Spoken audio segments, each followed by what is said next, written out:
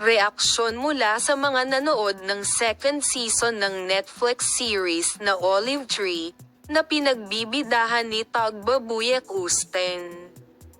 Ang second season ng Netflix series na Olive Tree, na pinagbibidahan ni Tagbabuyek Usten, Seda Bacan, at Bebek Yilmaz, ay inilabas na.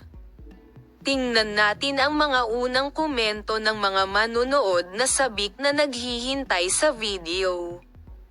Ang pinakahihintay na ikalawang season ng serye sa Netflix na Olive Tree, na pinagbibidahan ni Tagbabuyek Usten, Seda Bacan at Bebek Yilmaz, ay sa wakas ay inilabas na kahapon. Ang serye, na kinabibilangan din ni Murat Baz Riza Kocaoglu at Atack Sazmez, ay patuloy na dinadala ang mahirap ngunit nakakaaliw na paglalakbay sa buhay ni Ada Leila at Sevga sa mga screen sa ikalawang season.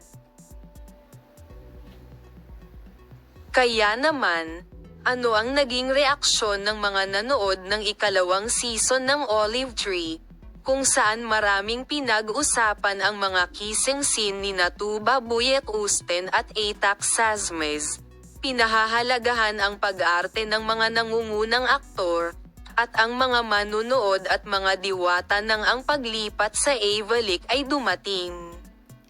Sama-sama nating tingnan ang mga komentong iyon.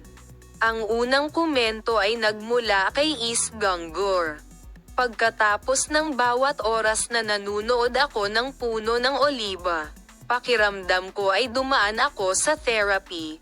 Mga bagong insight ang dumarating sa akin.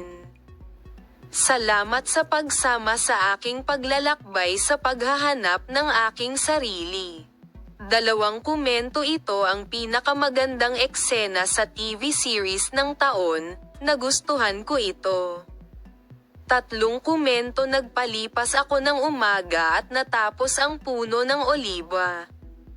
Ang aking mga conclusion ay nasa unang isa. Hindi pa rin ako naniniwala sa kaayusan ng pamilya dalawa. Mahal ko si Seda Bacan 3. Tagbabuyek Usten ay napakaganda, maganda at marami pang ganoong komento. Ibabahagi namin sa iyo ang detalyadong impormasyon tungkol sa paksa.